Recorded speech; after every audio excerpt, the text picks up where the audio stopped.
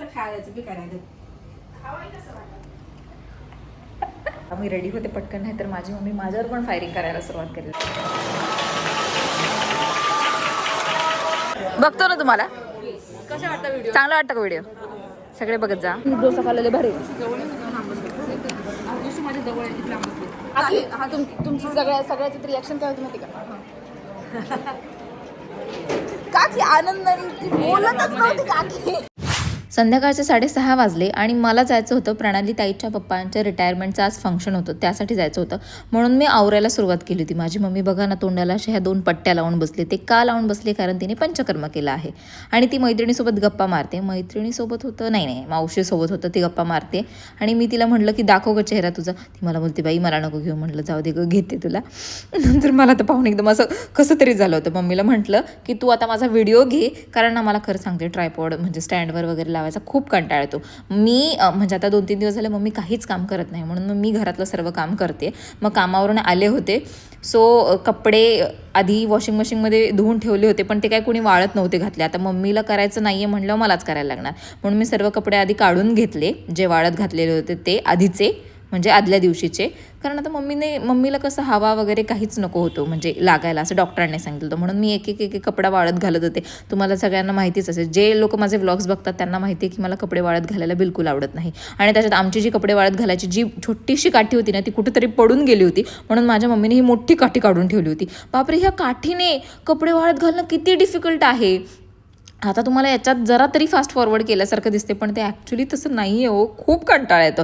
त्याच्यानंतर सर्व कपडे वगैरे वाळत घालून झाली. मी एकावर एक कपडे वाळत घातलेली, इतके कपडे होते ना वॉशिंग मशीनमध्ये की मला काही कळतच नव्हतं. म्हणून म्हटलं जाऊ द्या, जसं आहे तसं वाळत घालावं. आणि त्याच्यानंतर वॉशिंग मशीनमधल्या कपड्यांचे असे हे धागे असे सगळे पडलेले होते, तर हे थोडेसे कपडे वाळत घालायचे राहिले होते, पण मी म्हटलं जाऊ द्या, आता राहिलेत तर राहू द्या.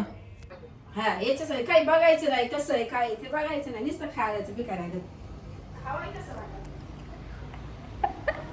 ऐकलं ना, माझी मम्मी माझ्या भावाला बडबड करत होती की नुसतं खाण्यासाठी जातोय हे ते, तुला काय लवकर जाता येत नाहीत का? मगाशी सांगितल्याप्रमाणे आज प्रणाली ताईच्या पप्पांचे रिटायरमेंटचं फंक्शन आहे, सो आता मी रेडी होते पटकन, नाही तर माझी मम्मी माझ्यावर पण फायरिंग करायला सुरुवात करेल. सो सॉरी, मध्ये मध्ये अंधार दिसतोय ना, मम्मीची फायरिंग स्टार्ट होण्याच्यात मी पण जाते. हे बघा, मी हा ड्रेस घातलाय. मला असं वाटतंय की मी खूप ओव्हर केलंय का काय, पण ठीक आहे, एवढं ठीक आहे. बाई हा आरसा किती घाण झालाय, सॉरी. हे कानातलं आहे, हे चांदीची चैन आहे, काय नाही, सिम्पल ड्रेस आहे पण ठीक आहे, म्हणजे घालण्याजोगता आहे म्हणून मी घातला. आता एक सेकंड, हां आशुतोषची वाट बघत होते. आशुतोष आत्ताशी आलाय आणि मला बोललाय की मी खालीच उभा आहे, तू पण ये म्हणून. सो आता मी निघते. ऋतू पण आलेली आहे. हाय बेबी, किवडी पाय, चल चल चल. आणि ते कुठे ठेवायचंय सामान? काळी दिसते. नाही, काळी नाही दिसत आहे, ती थकली आहे आणि ती झोपली नाहीये. हो कॅन्सल नाही होणार आहे, तिथं खूप खायला आहे आणि आम्ही दोघी खायला चालू. हां ठीक आहे. सो मी, माझा भाऊ, ताईचा मुलगा, ताई म्हणजे ही ताई सगळ्यांना माहिती आहे, ऋतू, आम्ही सगळे ऑटोमधून निघालो. हो, आमची स्वतःची ऑटोसुद्धा आहे आणि माझा भाऊ खूप छान ऑटो चालवतो. म्हणजे असं काही नाही, आम्ही ती रेंटने दिली आहे, पण कधीतरी आमच्याकडे असते, जर ते काका गावी वगैरे गेले तर. मग आम्ही तिकडे असं सगळे गप्पा मारत वगैरे सगळे निघालो आणि नंतर काकांच्या हॉलवर, म्हणजे जिकडे काकांचा समारंभ होणार होता तिकडे आम्ही पोहोचलो. काकांचे असे मस्त लहानपणापासूनचे नाही, जेव्हापासून त्यांचं पोलिसात त्यांनी ॲडमिशन झालं, काय झालं तर काय म्हणतात ते मला माहीत नाही, तेव्हापासूनचे त्यांनी सगळे लहान फोटो लावले होते. तर प्रफुल्ल दादा मला बोलत होता, हा काकांचा मुलगा आहे, तो मला बोलत होता व्हिडिओ घे गं, तू सगळं व्हिडिओ घे. म्हटलं हो, मी काहीच मिस नाही करते. सो काकांनी आतापर्यंत एवढ्या स्टेशनांमध्ये कामं केलेले आहेत आणि याच्यानंतर ना काकांची एंट्री दाखवणार होते. बघा ना काका कसले भारी हँडसम आणि डॅशिंग दिसतात. त्याच्यात तिकडे पाणीपुरीचा स्टॉल पण होता, माझं सगळं लक्ष तिकडेच होतं.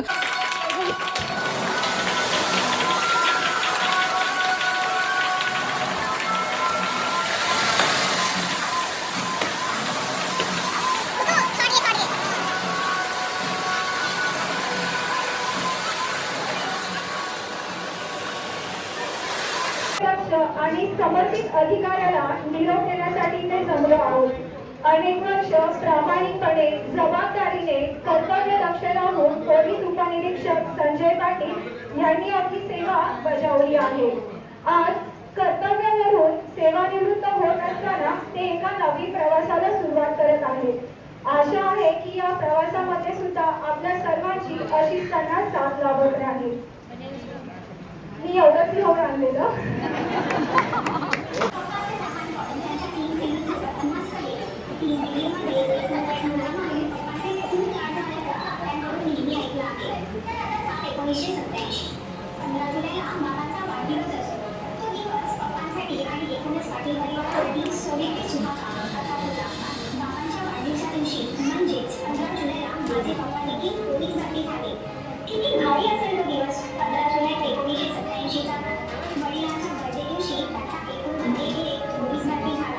पाहिल्याने सर्वांनी तुम्ही प्रणालीताईने पप्पांचं सगळं सेलिब्रेशन किती भारी केले. एंट्री पण काकांची खूप मस्त झाली. मला खूप आवडलं. हॅट्स ऑफ प्रणाली दीदी, मला इतकं सगळं आवडलेलं आहे तू केलेलं.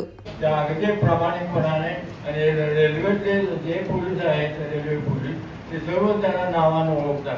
त्याचा आम्हाला फार अभिमान आहे. एवढंच नाव कमवलं जातं. संजय पाटील म्हणजे काय रेल्वे ओळखली जाते, म्हणजे रेल्वे पोलीस वाटते त्याच्यावर. खरं तर व्यासपीठावर बोलायची सवय नाही आहे जास्त, म्हणून मी छोटंसं माझ्या मोबाईलमध्ये निवेदन केलेलं आहे साहेबांबद्दल. आदरणीय व्यासपीठ उपस्थित सर्व मान्यवर आणि ज्यांच्या सन्मानासाठी आपण इथे सर्व जमलो आहोत ते माझे मार्गदर्शक लाडके IPS अधिकारी संजय पाटील साहेब. आजचा दिवस आपल्या सर्वांसाठी महत्त्वाचा आहे.